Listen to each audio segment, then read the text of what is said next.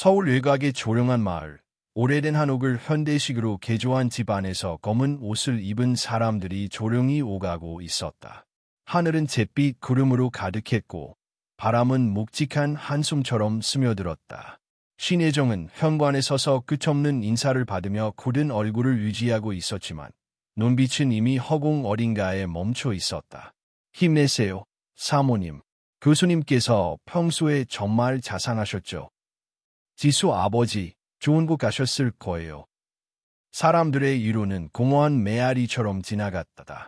남편의 장례는 마치 꿈속의 일처럼 비현실적으로 느껴졌다. 일주일 전, 남편은 심장마비로 갑작스럽게 세상을 떠났다.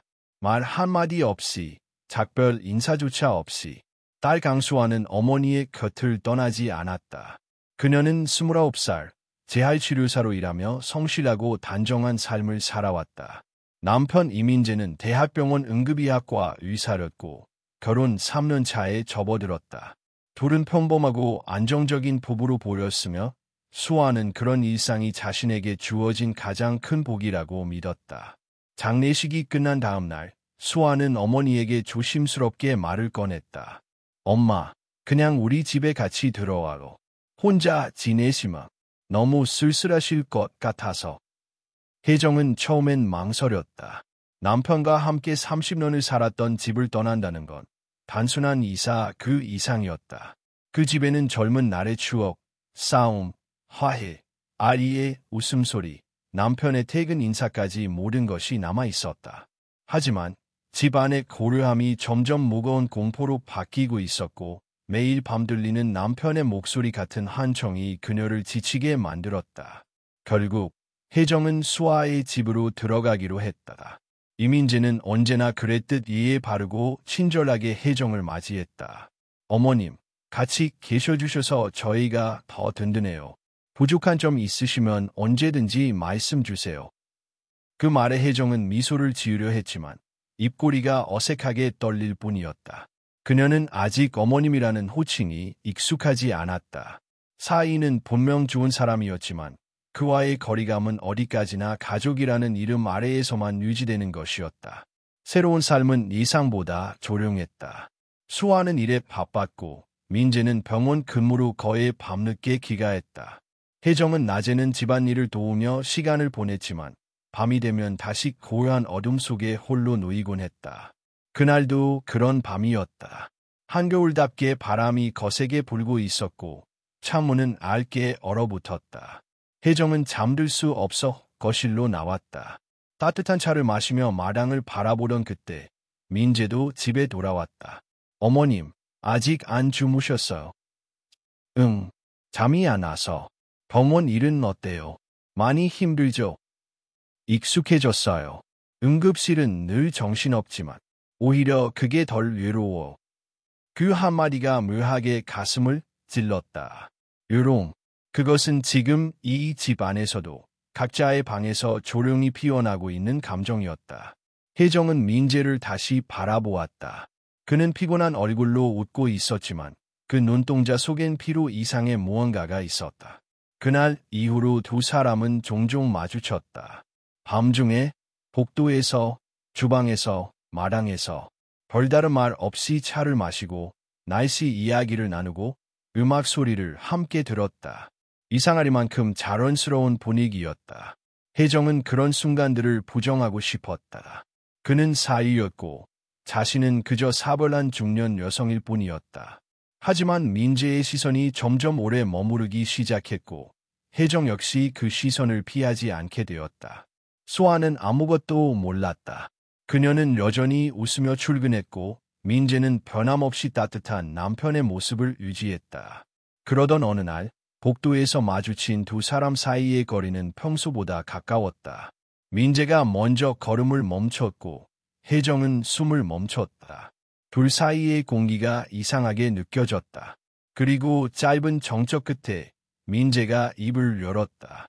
어머님, 그날 아버님 마지막 장례식 날 어머님이 울다가 잠든 모습이 아직도 기억나요. 왜 그런 걸 기억해요? 그냥 지켜드리고 싶었어요. 아버님 대신에. 그 말은 이상하게 가슴을 울렸다. 혜정은 갑자기 눈물이 나올 것 같았고 동시에 도망치고 싶었다. 하지만 몸은 움직이지 않았다. 민재는 천천히 고개를 숙였고 그의 이마가 그녀의 이마에 닿았다. 단지 위로였을까? 혜정은 숨을 들이켰지만 그 숨결 속엔 위로도 슬픔도 욕망도 뒤엉켜 있었다. 그 순간 도덕과 윤리 그리고 가족이라는 단어는 너무 멀리 느껴졌다. 밤은 여전히 깊었고 집 안은 조용했다. 단지 발끝에서부터 무언가가 서서히 무너지고 있다는 것을 두 사람 모두 부정할 수 없었다. 그날 밤 이후로 신혜정과 이민재는 마주치는 시간이 점점 늘어났다. 평소처럼 우연을 가장했지만 어느 순간부터는 두 사람 모두 그것이 우연이 아니라는 걸 알고 있었다. 마치 아무 말 없이도 약속이라도 한 것처럼 둘은 같은 시간에 거실에서 마주쳤고 같은 차를 마셨으며 같은 음악을 들었다.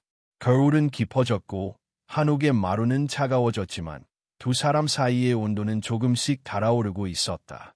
어느 늦은 밤 바깥에 눈이 내리고 있었다. 창문을 타고 흘러내리는 눈송이들이 조용히 세상을 덮고 있었다.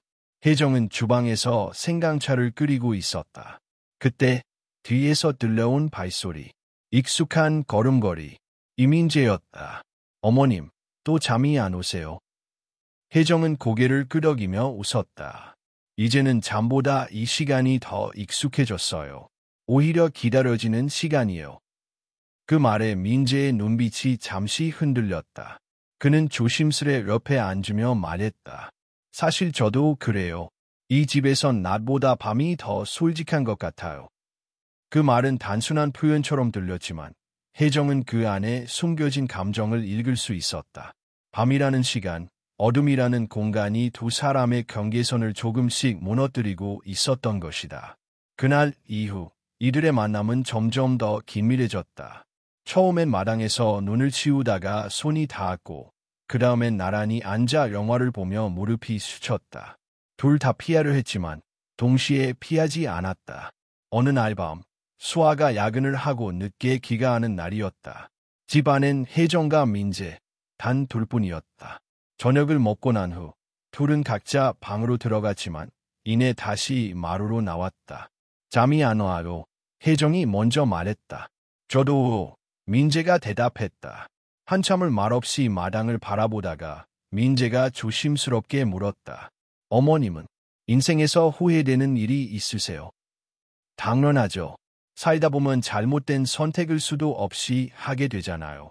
그런데 요즘은 후회와 욕망이 참 비슷하다는 생각이 들어. 욕망이요? 네, 후회는 못다 이룬 욕망의 다른 얼굴일지도 모르죠. 그 순간 두 사람의 시선이 마주쳤다. 숨이 멎을 것 같았다. 그리고 그 짧은 침묵 속에서 민재가 조용히 다가와 혜정의 손을 잡았다. 그녀는 순간적으로 손을 뺄까 고민했지만 그러지 않았다. 그 손은 따뜻했고 동시에 너무 차가웠다. 우린 지금 잘못된 길을 걷고 있는 걸까요? 혜정이 물었다. 모르겠어요. 하지만 이 순간만큼은 후회하고 싶지 않아요. 그 말은 허락이자 고백이었다. 그리고 그날 밤 그들은 결국 선을 넘었다. 다음 날 아침 혜정은 평소처럼 식사를 준비하며 아무렇지도 않은 얼굴을 했다.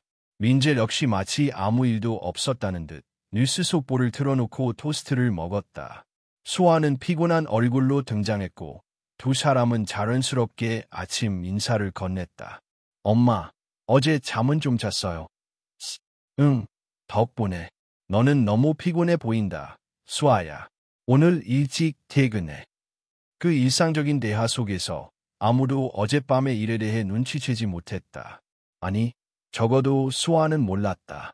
그녀는 여전히 이 집이 안전하고 평화롭다고 믿고 있었다. 하지만 혜정과 민재는 이제 서로의 눈빛을 피할 수 없게 되었다. 단순한 호기심이나 애로움 때문만은 아니었다. 그들 사이에는 이미 되돌릴 수 없는 무언가가 태어났고 그것은 점점 자라나고 있었다. 며칠 뒤 수아는 친구들과 짧은 여행을 떠났다. 1박 2일의 시간. 그 짧은 시간은 두 사람에게는 치명적으로 충분했다. 집안은 조용했고 둘은 굳이 피하지 않았다. 민재는 혜정에게 와인을 따르며 말했다. 우리 어디까지 갈 수 있을까요? 모르겠어요. 하지만 여기서 멈추는 게 더 위험한 것 같아요. 그 말은 어쩌면 마지막 이성의 방어선이었을지도 모른다. 하지만 이내 와인잔이 바닥에 내려졌고 그들의 그림자가 천천히 하나로 겹쳐졌다. 다음 날 수아가 돌아왔다. 그녀는 두 사람을 따뜻하게 껴안으며 말했다. 엄마, 민재, 이렇게 집이 조용하니까 좀 이상하네요. 뭔가 빠진 느낌. 그 말에 혜정과 민재는 순간 눈빛을 교환했지만 이내 아무렇지 않은 표정을 되찾았다. 너무 바깥 세상에 익숙해졌나 보다. 이 평화로움이 어색하게 느껴지는 거 보니 민재가 웃으며 말했다. 그 평화는 낡은 유리처럼 아름다웠지만 그만큼 깨지기 쉬웠다. 그리고 두 사람은 알고 있었다. 이 유리는 언젠가 반드시 산산이 부서질 거라는 걸. 하지만 지금은 아니었다. 아직은 그 누구도 아무것도 말하지 않았다. 서울의 겨울은 여전히 차가웠다. 하지만 한옥마당에는 첫눈이 조용히 쌓이기 시작했다. 눈은 모든 것을 감추는 듯 보였지만 오히려 그 하얀 침묵 속에서 드러나는 진실이 있었다. 신혜정과 이민재, 두 사람은 점점 더 교묘하게 서로를 향해 다가가고 있었다. 그들의 관계는 이제 단순한 충동이나 호기심이 아니었다. 반복된 만남, 조심스러운 눈빛, 밤마다 이어지는 대화 속에서 어떤 감정이 자라고 있었다. 욕망과 후회, 두려움과 안도. 그것은 마치 숨을 참으며 이어가는 불륜이 아니라 조용한 봉계였다. 어머님, 오늘 병원 근무 끝나고 바로 들어올 수 있어요. 수아도 저녁에 친구들이랑 약속 있다고 했거든요. 민재는 퇴근길에 메시지를 보냈다. 혜정은 한참을 망설이다가 짧게 답장을 보냈다. 알겠어요. 저녁 준비해 놓을게요. 그날 저녁, 집 안은 조용했다. 수아는 화장을 곱게 하고 외출했고 그 문이 닫히자마자 민재는 침묵 속을 지나 주방으로 들어왔다. 혜정은 따뜻한 두부찌개와 몇 가지 반찬을 차려놓았다. 그들은 마치 오래된 연인처럼 익숙하게 마주 앉았다. 그러나 서로의 젓가락질 속에는 말로 표현되지 못한 감정이 스며 있었다. 식사가 끝나고 민재가 조심스럽게 입을 열었다. 우리 어디까지 가게 될까요? 혜정은 잠시 눈을 감았다가 조용히 말했다. 끝이 어딘지 모르는 길이야. 하지만 지금 멈춘다고 해서 되돌아갈 수도 없어요. 민재는 그런 혜정을 바라보다가 천천히 다가가 손을 잡았다. 혜정은 그 손을 느끼며 이 모든 것이 잘못되었음을 너무도 잘 알았다. 하지만 이상하게도 그 손끝에서 느껴지는 온기는 그녀가 오랜 시간 동안 잊고 지내던 감각이었다. 그날 밤 그들은 처음으로 함께 밤을 보냈다. 침묵 속에서, 어둠 속에서 아무런 말 없이 서로를 받아들였다. 거기엔 격렬함도 있었지만 동시에 처절한 외로움과 자책이 섞여 있었다. 다음 날 아침, 혜정은 거울 앞에 앉아 조용히 머리를 빗었다. 그녀의 얼굴은 창백했고 눈 밑에는 어둠이 드리워져 있었다. 그녀는 자신이 누구인지, 어떤 사람으로 보이는지 다시 생각하게 되었다. 그리고 그것이 가장 두려웠다. 수아는 밝게 웃으며 거실로 나왔다. 엄마, 오늘은 회사에서 쉬는 날이라 같이 점심 먹자. 민재도 낮 근무라 오후에 들어온다고 했고. 혜정은 애써 웃으며 고개를 끄덕였다. 그래, 내가 만들어준 비빔밥 먹고 싶네. 그 평범한 대화 속에서 죄책감은 더욱 뚜렷해졌다. 수아의 눈빛은 맑고 따뜻했다. 그녀는 아무것도 몰랐고 그렇기에 더욱 치명적인 상처를 받을 것이 분명했다. 혜정은 딸을 바라보며 자신이 얼마나 끔찍한 선택을 하고 있는지, 얼마나 나약한 인간인지를 다시 한번 절감했다. 민재는 그날 늦은 밤에 귀가했다. 그는 조용히 방으로 들어왔고 혜정은 거실 소파에 앉아 있었다. 둘은 말없이 마주 앉았고 민재가 조용히 물었다. 후회하세요? 혜정은 잠시 눈을 감고 대답했다. 당연히 후회하지. 하지만 더 무서운 건 그럼에도 불구하고 당신을 기다리고 있었다는 거야. 그 말에 민재는 말을 잃었다. 그는 자신의 욕망이 단순한 일탈이라고 생각했지만 이제는 그것이 단지 도피가 아니라는 것을 깨닫고 있었다. 그들 사이엔 분명 감정이 있었다. 그러나 그 감정은 사랑이라 부르기엔 너무도 잘못된 것이었고 증오라 하기엔 너무도 애틋했다. 몇 주가 지났다. 혜정은 평소처럼 마트에 다녀왔고 주방에서 장을 정리하고 있었다. 그때 수아가 다가와 물었다.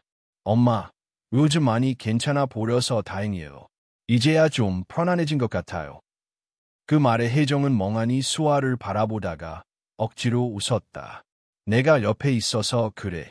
덕분에 많이 유지하고 있어. 수아는 그런 어머니를 꼭 안아주며 말했다. 엄마는 내 인생에서 가장 소중한 사람이에요. 절대 혼자라고 생각하지 마. 그 순간 혜정은 아무 말도 할 수 없었다. 목이 메었고 심장은 죄책감으로 요동쳤다. 그 따뜻한 품에서 그녀는 눈물을 삼키며 속으로만 되뇌었다. 미안해, 수아야. 엄마가 지옥에 떨어져야 마땅한 사람이야. 그날 밤, 민재는 휴가를 내고 일찍 집에 왔다. 수아는 친구와 저녁 약속이 있다며 외출했다. 다시 둘만 남은 집, 혜정은 더 이상 예전처럼 자연스럽게 민재와 마주할 수 없었다. 이제 그만둬야 해요. 그녀가 먼저 말했다. 에휴, 무슨 일 있었어? 수아가 나를 믿어요. 나를 가장 소중한 사람이라고 했어요. 그런데 난 그런 사람 아니에요. 민재 씨랑 나, 이건. 민재는 그녀의 말을 끊고 조용히 말했다. 나도 알아요.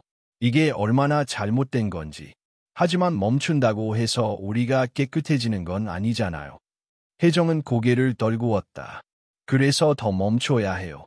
수아는 당신을 진심으로 사랑해요. 그리고 나도 이제야 진짜 후회가 뭔지 알겠어요. 민재는 아무 말도 하지 못했다. 그날 밤 그들은 서로 다른 방에서 잠을 청했다. 하지만 잠은 오지 않았다. 벽 너머로 들려오는 시계 초침 소리가 유난히 크게 들렸다. 그리고 그 순간부터 혜정의 마음속에 처음으로 명확한 두려움이 자리 잡기 시작했다. 그 두려움은 단순한 발각이나 폭로가 아니었다.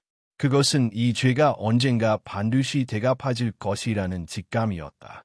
신혜정은 거울 앞에서 자신을 바라보고 있었다.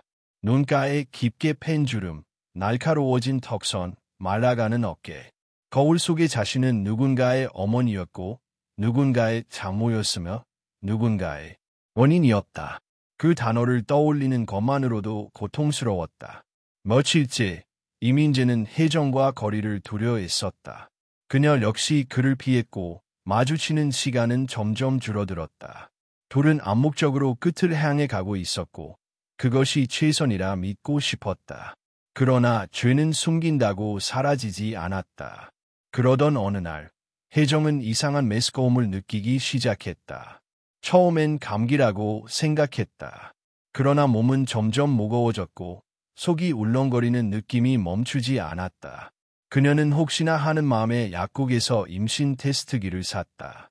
그리고 그 결과는 낭성이었다. 그 순간 숨이 막혔다. 무릎이 풀려 주저앉을 뻔했고 손끝은 떨려왔다. 아무리 다시 생각해도 그것은 단 하나의 결과로 이어질 수밖에 없었다. 이 아이는 이민재의 아이였다.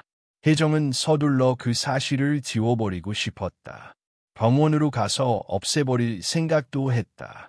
하지만 병원 대기실에 앉아 아이를 지우겠다는 동의서를 받는 순간 그녀의 손은 펜을 들지 못했다. 의사는 조용히 말했다. 어머님, 런세의 이런 잘한 임신은 굉장히 드문 일이에요. 아이는 건강해 보입니다. 결정은 천천히 하셔도 돼요. 그 말에 혜정은 아무 말 없이 고개를 끄덕이며 병원을 나왔다. 거리의 바람은 차갑고 날카로웠다. 눈발이 흩날렸고 그 안에서 그녀는 길을 잃은 사람처럼 걷고 있었다. 밤이 깊어갈수록 혜정은 더 이상 이 진실을 혼자 감당할 수 없다는 것을 깨달았다. 결국 그녀는 민재를 불렀다. 둘은 마당의 벤치에 나란히 앉았다. 어둠은 무거웠고 침묵은 길었다. 나 임신했어요. 민재는 처음엔 말을 이해하지 못한 듯했다. 하지만 혜정의 떨리는 눈빛과 굳은 입술을 보며 곧 깨달았다. 그는 고개를 숙였고 긴 시간이 흐른 뒤에야 입을 열었다. 어떻게 해야 할까요? 몰라요. 나도 몰라요. 이건 그냥 일어나면 안 되는 일이었어요. 민재는 두 손으로 얼굴을 감쌌다. 혜정은 그를 보며 차가운 목소리로 말했다. 당신은 이 아이를 가질 수 없어요. 수아에겐 말하지 않을 거예요. 나 혼자 감당할 거예요. 그러니까 다시는 나에게 다가오지 말아요. 그 말은 끝내는 결심이었다.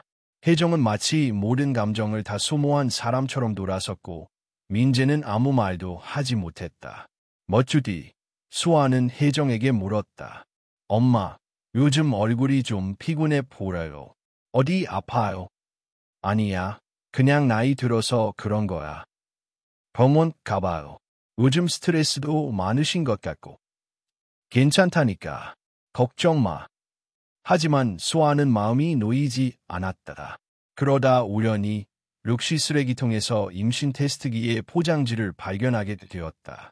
아무 말도 하지 않았지만 그녀의 마음속엔 작은 의심이 피어났다.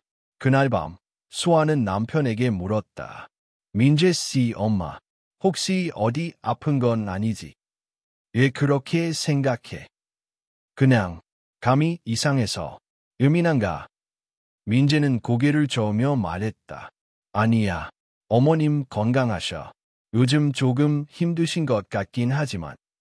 민재는 애써 담담한 척했지만 수아는 그 작은 망설임을 놓치지 않았다. 그녀는 남편을 가만히 바라보며 조용히 웃었다. 그럼 다행이네. 그해 봄 아이가 태어났다. 혜정은 모든 가정을 비밀리에 준비했다. 출산 예정일이 가까워질수록 그녀는 이유를 대고 지방의 한 찜질방으로 요양을 떠났다. 수아는 어머니의 몸 상태를 걱정했지만 그녀의 단호한 말투에 더 이상 묻지 않았다. 아이를 낳은 날, 혜정은 병원 침대 위에서 아이를 안고 오랫동안 울었다. 세상에 존재해서는 안 될 아이.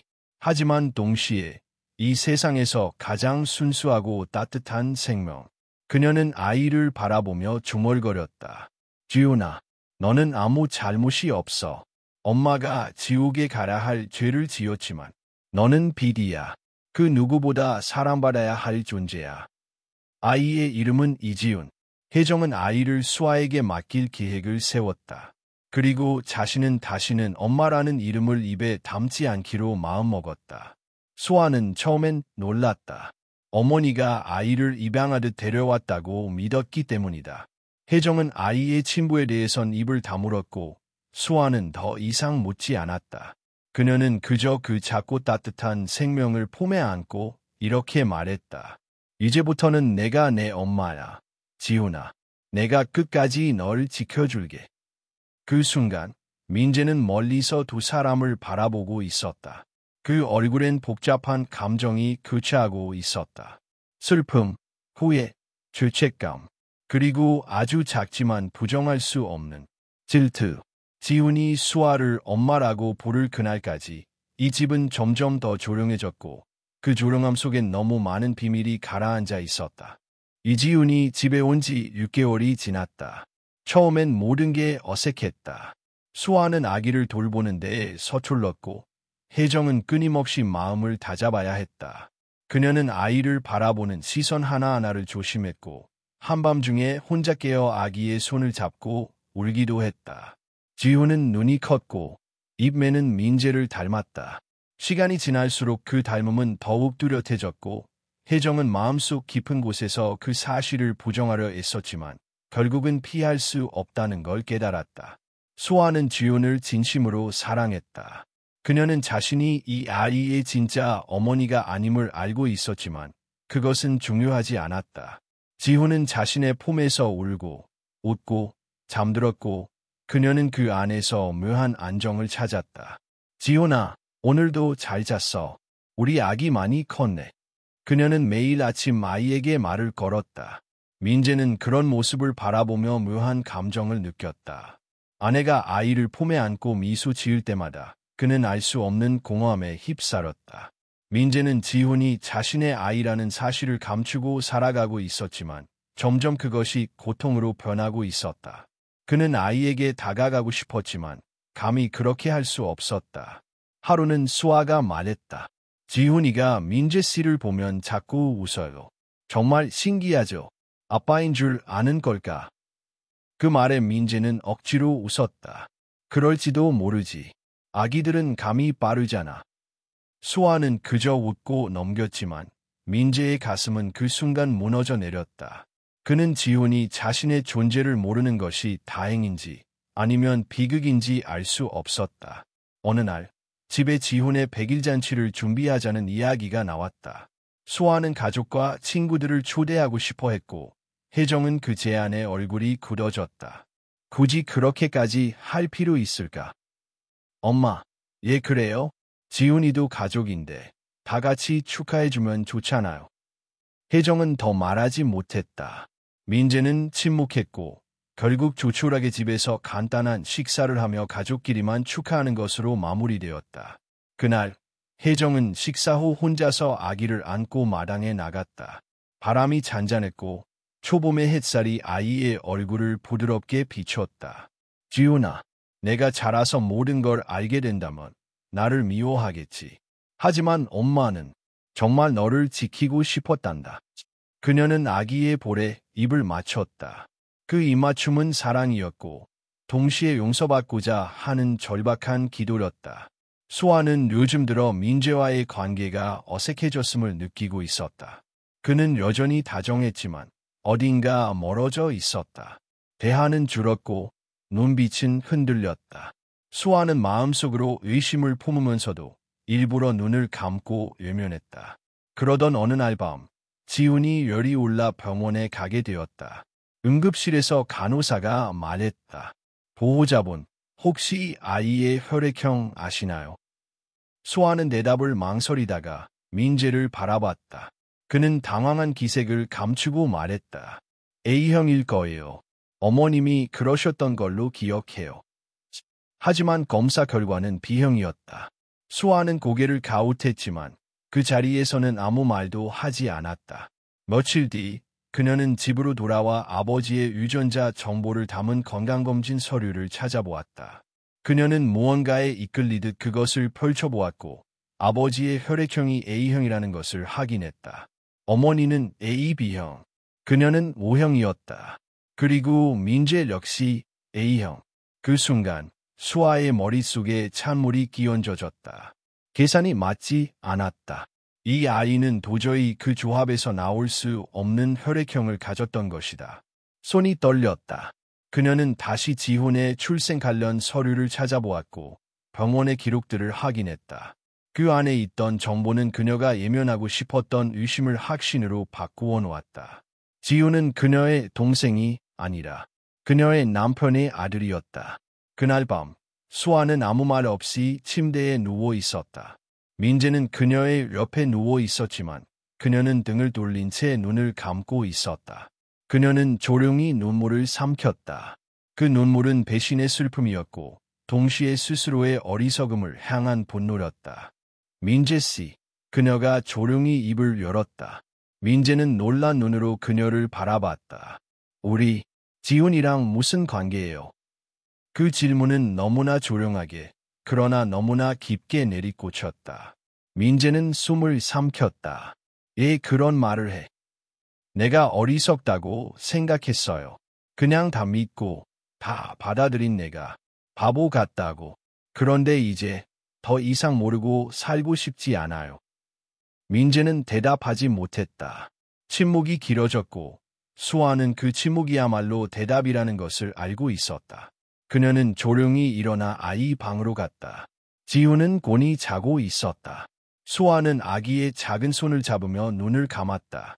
이제부터 그녀는 진실을 향해 걸어가기 시작할 것이다. 사랑이 아니라 정의를 위해. 그리고 그 길의 끝에는 무엇이 기다리고 있을지 몰랐지만 적어도 더 이상 아무것도 모르는 채 웃고만 있을 수는 없었다. 강수아는 그날 밤 거에 잠들지 못했다. 지훈의 작은 숨소리를 들으며 밤을 지새웠고 머릿속에는 수백 가지의 생각이 떠돌았다. 감정은 이미 한계를 넘어서 있었고 이제는 이 모든 퍼즐을 맞춰야겠다는 본능이 그녀를 이끌었다. 그녀는 조용히 행동하기로 결심했다. 무언가를 확신한 채로 따지거나 울부짖는 대신 하나씩 확인하고 싶었다. 왜냐하면 진실은 이미 그녀를 핥히기 시작했지만 완전히 드러나야만 싸울 수 있었기 때문이다. 다음 날 수아는 평소처럼 아침 식사를 준비했다. 어머니와 민재 앞에서 아무렇지 않게 웃었고 지훈을 안고 노래까지 불러주었다. 민재는 그녀의 태도에 안도하면서도 어딘가 이상함을 느꼈다. 그러나 말은 꺼내지 않았다. 엄마, 다음 주에 병원 검진 있으시잖아요. 제가 같이 가드릴게요. 괜찮아. 혼자 다녀올 수 있어. 아니에요.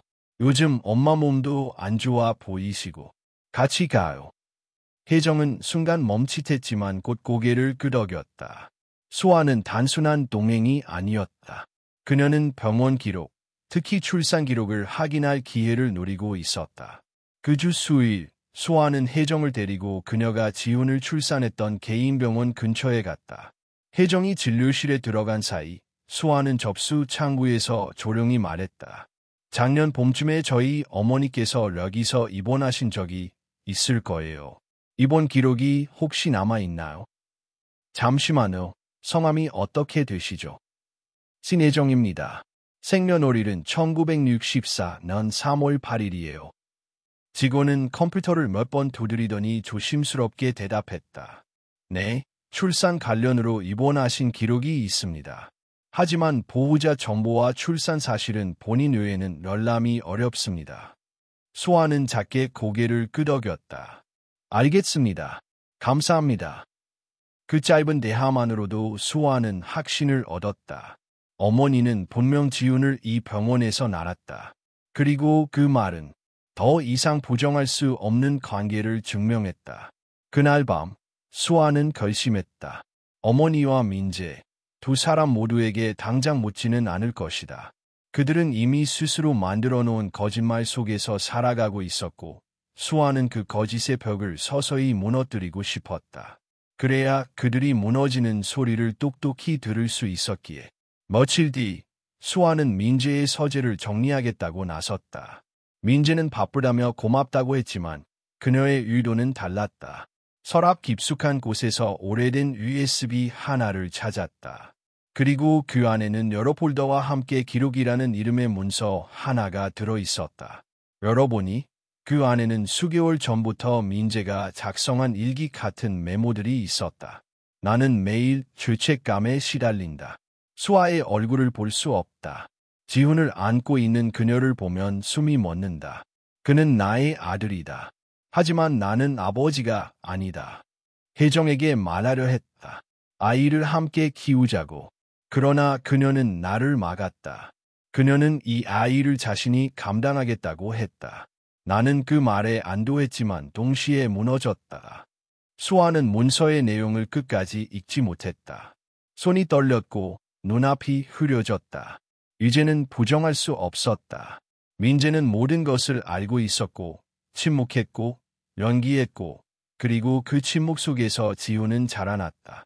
그녀는 USB를 제자리에 돌려놓았다.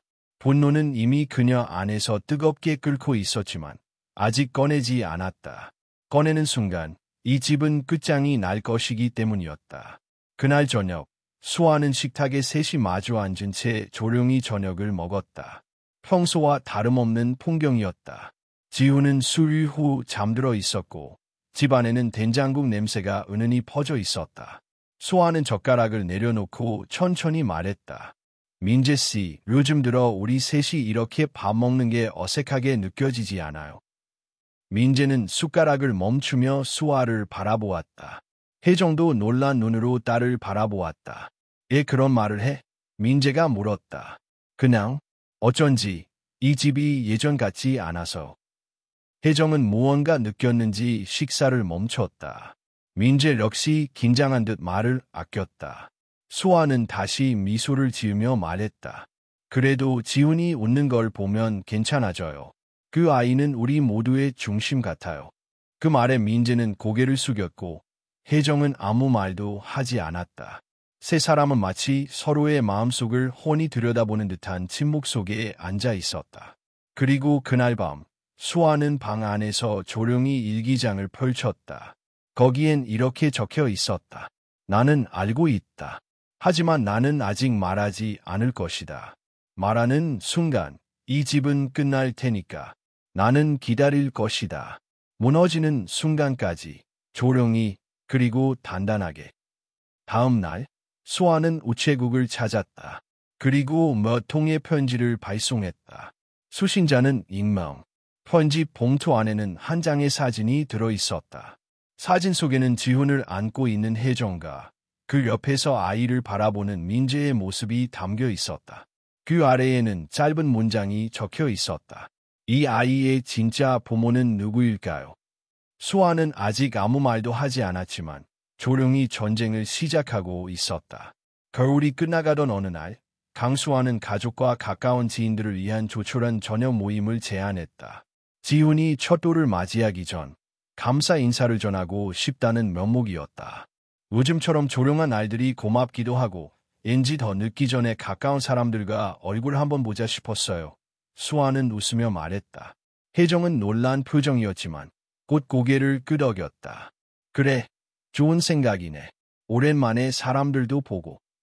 민재는 애써 자연스럽게 반응했지만 마음속 어딘가 불안감이 스며들었다.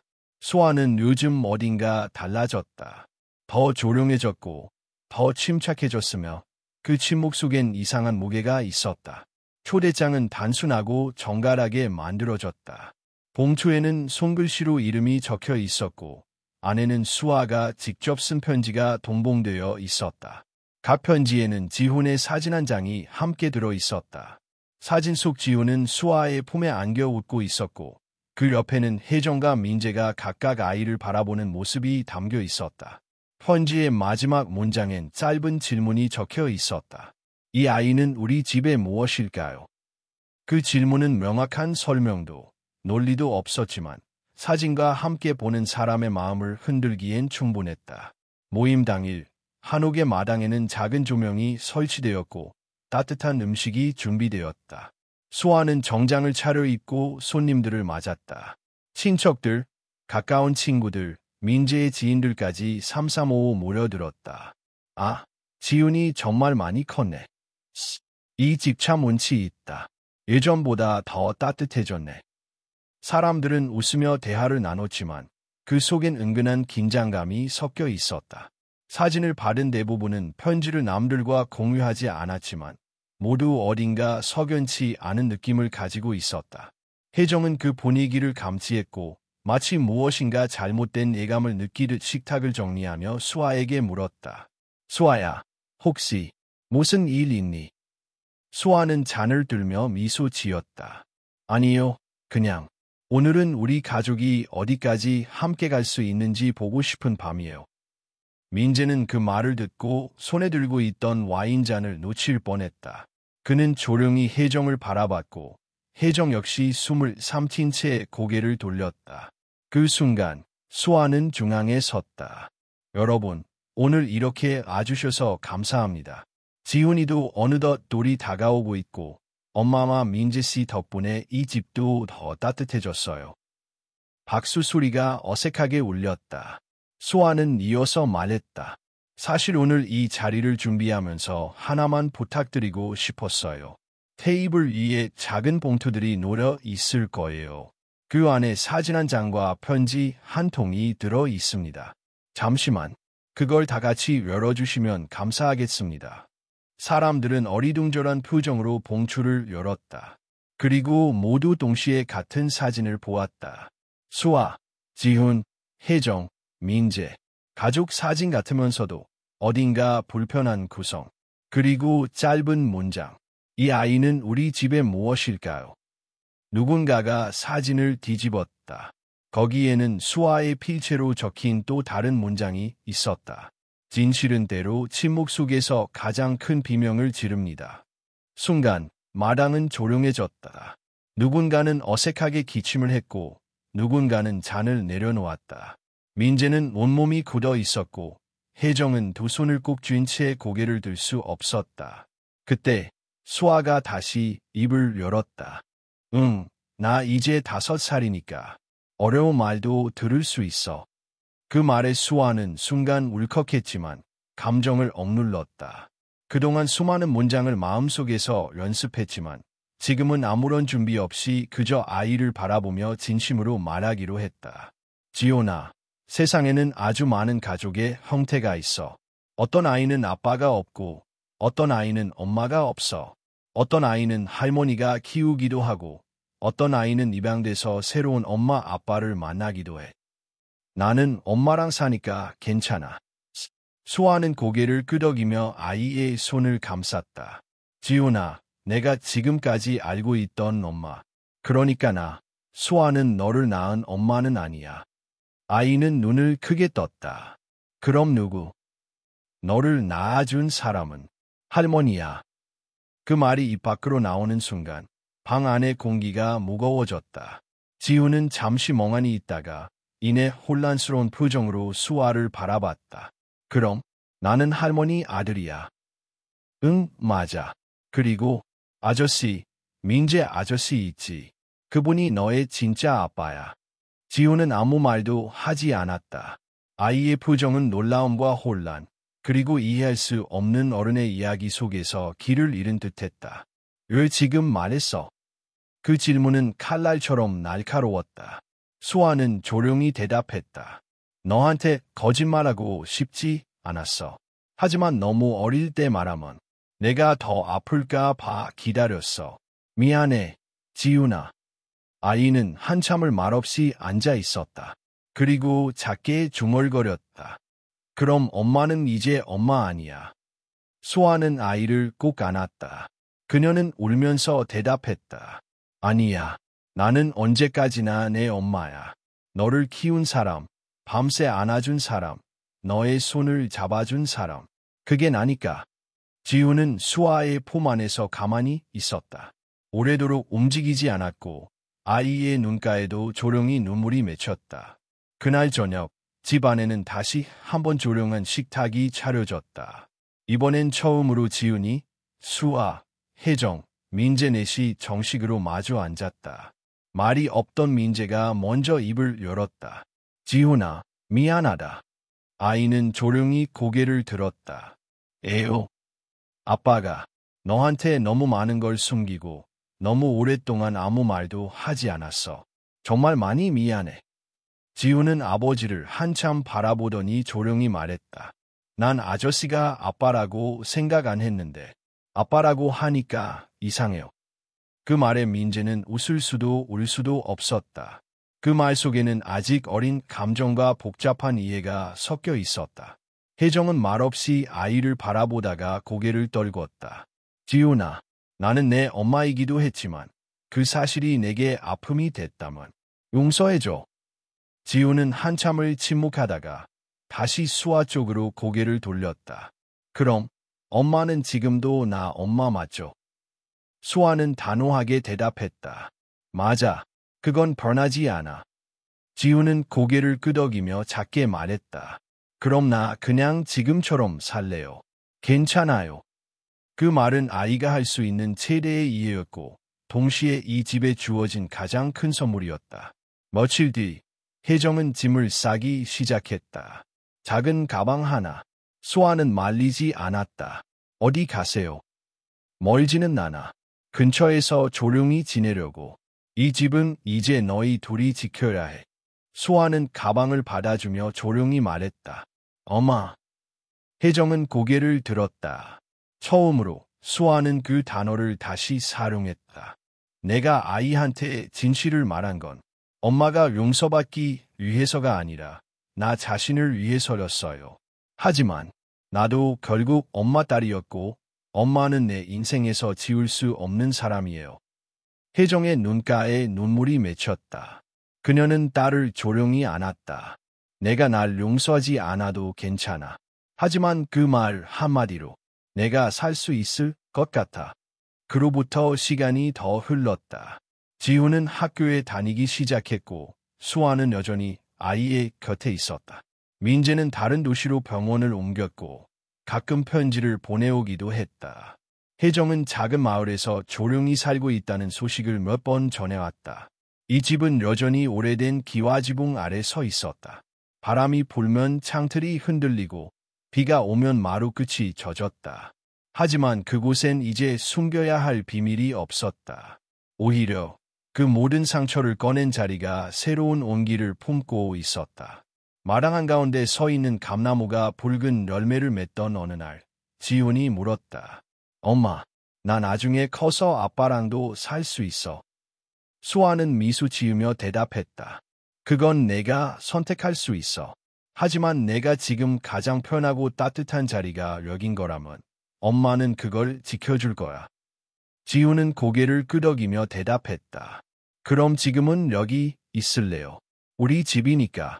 바람이 불었다.